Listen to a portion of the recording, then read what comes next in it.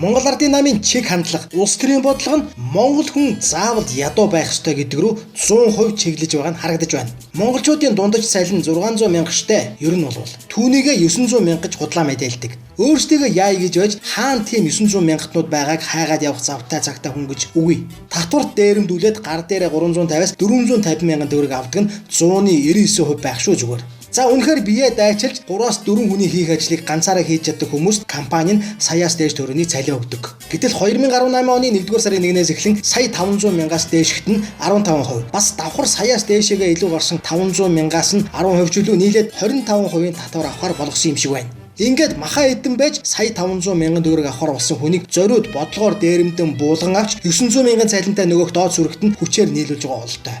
Дүгнэлт. Монгол хүнд сая төгрөгийн цалин дэнд багтана. Монгол хүнийг хизээж хангалуун сайхан амьдруулж болохгүй. Шийдвэр.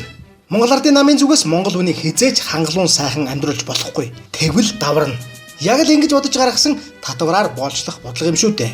Ингэж байж та нар бас эрх сонгуульд суудлах гордно. Ёстой.